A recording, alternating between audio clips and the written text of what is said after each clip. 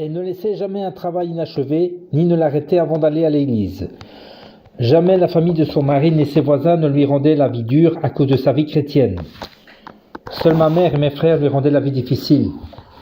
Notre mère et mes frères n'aimaient pas qu'elle serve l'église, ni qu'elle essaye d'évangéliser tant de gens de manière aussi diligente. Chaque dimanche, elle se levait tôt et finissait toutes ses tâches ménagères, alors elle se rendait à l'église et nettoyait l'autel avant que le culte ne commence. Lorsqu'elle eut sa première moisson, elle en apporta un peu et le déposa secrètement dans la maison du pasteur, puis elle s'enfuit pour ne pas être vue. Notre mère n'aimait pas cela et l'engueulait d'agir de la sorte. « Dois-tu donner de la nourriture à ton église ? Ils vont te dépouiller. Cesse d'aller à l'église, réveille-toi. » En claquant de la langue, ma mère insultait ma sœur, mais cela ne changeait rien. Ma sœur répondait « Maman, je t'en prie, accepte Jésus. Ne sais-tu pas combien c'est heureux et joyeux de croire en Jésus ?» Ma sœur essayait de prêcher l'évangile chaque fois qu'elle en avait l'opportunité. Elle croyait que posséder la foi était plus précieuse que la richesse ou l'honneur dans ce monde. Elle priait avec instance pour son mari et ses enfants qui n'allaient pas encore à l'église. Elle endura volontairement toutes les difficultés et les mauvais traitements qui lui étaient infligés. Elle offrit un anneau d'or à Dieu. Lorsque ma sœur entendit qu'il y avait un réveil, elle y assistait toujours. Elle aimait tellement Dieu qu'elle lui donna son plus précieux bien, une bague en or. « Père, donne-moi la foi aussi précieuse que cette bague en or. S'il te plaît, donne-moi une foi comme l'or qui ne change pas. » Elle offrit son alliance en or à Dieu, non pas pour posséder la richesse, mais bien une foi en or. Mon consentement à la conduire lui donna une grande joie. Cela me rappelait fortement les jours précédents. Elle m'avait en effet recommandé souvent d'aller à l'église. « Mon frère, tu vis une nouvelle vie dans le mariage. Pourquoi ne commencerais-tu pas ta vie chrétienne dès maintenant ?» Une année se termina et une autre commença. Elle essayait cependant de m'évangéliser chaque fois que nous nous rencontrions. Lorsque je fus malade, elle vint me visiter. « Ma sœur, si je crois en Jésus, serais-je guéri ?» « Je ne crois pas. Qui pourrait me guérir mes maladies que la science médicale ne peut pas guérir? Où est Dieu? Où est le ciel? L'as-tu jamais vu? Je suis désolé de te dire ceci, ma sœur, tu as été trompée. C'est facile de te rouler parce que tu es naïve. Ne me dis plus jamais d'aller à l'église. » Ma réponse froide ne pouvait pas décourager ma sœur. Lorsqu'elle montait à Séoul, elle insistait et me pressait de croire en Jésus.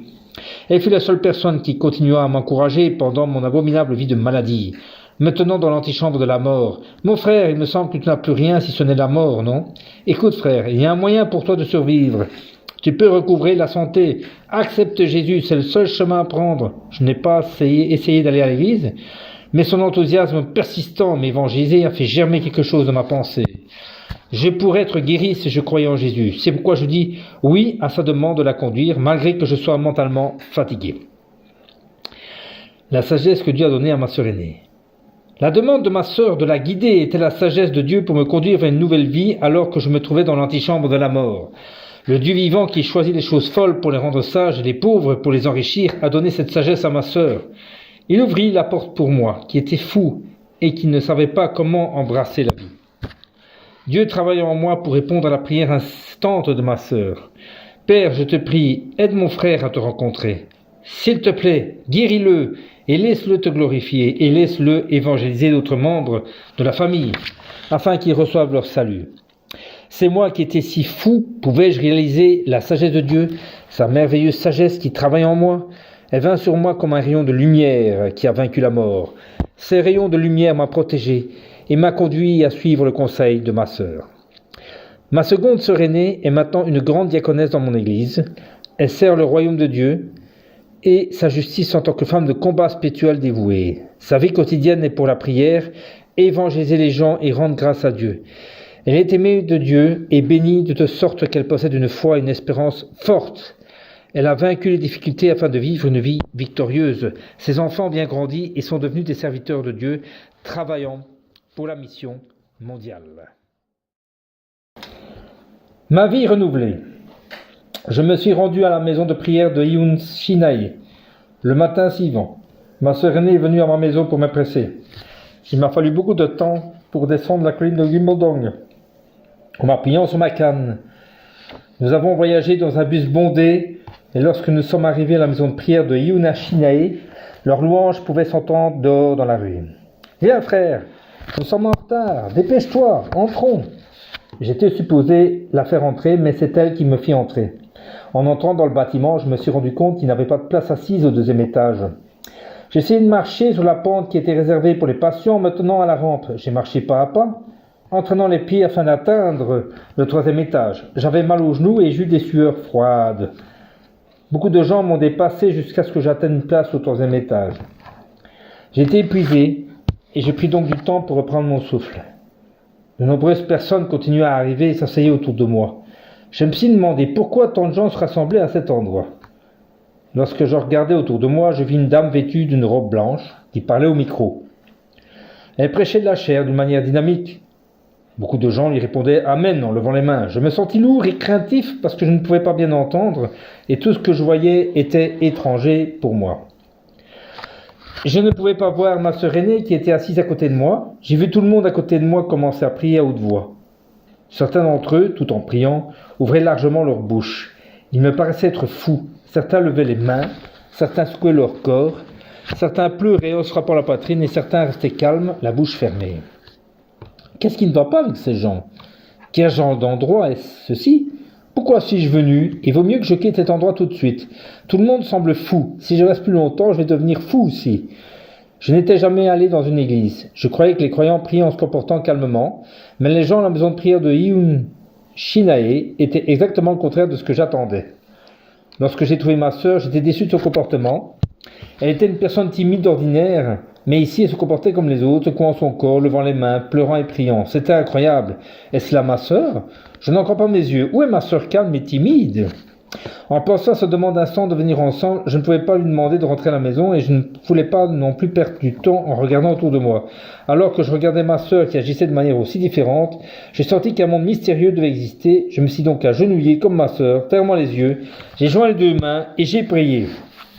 À ce moment-là, je priais. Immédiatement, mon corps devint brûlant comme le feu et je fus rapidement rempli de sueur qui coulait le long de mon dos. Pourquoi suis-je tellement en train de transpirer? Je me demandais ce qui m'arrivait. Au début, je croyais que c'était à cause de ma timidité. Plus tard, j'ai su que c'était le feu du Saint-Esprit. Je ne ressentais plus ni peur ni mécontentement. Je devenais intéressé parce que la dame en robe blanche était en train de dire.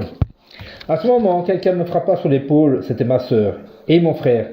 Il est temps pour nous de recevoir sa prière. Tu es malade. Pourquoi ne recevrais-tu pas en fin de compte la prière? La prière finale est la plus puissante. Elle semblait tellement heureuse et son visage était tout sourire. Pendant que j'attendais mon tour pour recevoir la prière, j'ai vu des choses mystérieuses. Certaines personnes donnaient leur témoignage. Ils disaient qu'ils étaient pratiquement mourants à cause de leur maladie, mais qu'ils avaient été guéris après avoir reçu la prière dans ce lieu. Ils avaient l'air vraiment sincères et pleins de joie. Eux qui rendaient gloire et toute reconnaissance à Dieu, qui avait pardonné leurs péchés, les avait guéris, me semblaient même être des saints. J'aimerais recevoir la prière. Tous ceux qui étaient dans la file d'attente paraissaient très sincères et fidèles. Mon tour arriva. J'ai baissé la tête pour la prière de la grande diaconesse Yoon. Elle m'imposa les mains, en m'appuyant un peu, me tapota le dos, me dit quelque chose et me repoussa en arrière. Je fus repoussé loin de l'endroit où j'avais reçu ma prière. Le sol était devenu glissant parce que tant de personnes y avaient marché. J'ai glissé, je suis tombé, de sorte que je me sentais honteux lorsque je me suis relevé. Cette prière est-elle capable de guérir des maladies? Je regarde avec des doutes à la longue file de patients qui ressemblaient à des prisonniers en garde à vue. Ils me rappelaient les événements de Jungump où une femme a monté une fausse assemblée de guérison et a trompé beaucoup de patients. Ses disciples ont répandu la rumeur qu'elle pouvait guérir toutes les maladies. Cela amena des patients à Jungump City. Des milliers de patients s'y rendirent individuellement ou en groupe dans des bus loués de partout dans le pays. Elle devient très renommée et fut relatée dans les journaux en tant que le guérisseur de toutes sortes de maladies. Il fut cependant découvert que ses assistants et elle avaient escroqué chaque patient avec une fausse guérison. Elle fut arrêtée pour fraude. En pensant à cet événement, je me suis retrouvé au rez-de-chaussée. Je ne savais pas comment j'étais descendu du 3e étage sans avoir ressenti de douleur dans mes genoux. Ma sœur, qui avait accompli ce souhait de longue date, était tout sourire. Sur le chemin de retour, nous avons pris un bus et j'ai jeté mon corps fatigué sur un siège. Comme je regardais dans la vague par la fenêtre, quelque chose d'étrange commença à m'arriver. Quelque chose qui ressemblait à des roulements de tonnerre résonna dans mes oreilles de manière continue. Lorsque je suis descendu du bus au marché de Gumbandong, j'ai arrêté d'entendre le bruit du tonnerre. Quel bruit ai-je entendu dans le bus? Pourquoi ce son était si fort tout en regardant le ciel? Je me posais toujours la question. Me dirigeant vers le chemin du marché, ma sœur alla chercher ses enfants et moi, je me dirigeais vers le snack bar de mon épouse. « Chérie, donne-moi un peu de riz !» Ma femme dirigeait un snack bar portant la responsabilité de toute la famille. Elle cuisinait et vendait des nouilles et de la nourriture cuite. Sa nourriture avait bon goût et attirait beaucoup de clients. Lorsque j'ai vu la nourriture exposée, j'ai ressenti un fort appétit. Elle me semblait tellement délicieuse que j'en ai demandé en entrant dans son snack. « Chérie, j'ai très faim.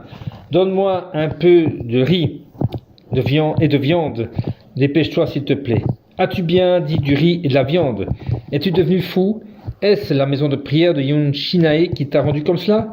Ne te souviens pas que la viande peut te tuer, s'il te plaît? Attends, je vais te cuisiner quelque chose d'autre à la place. »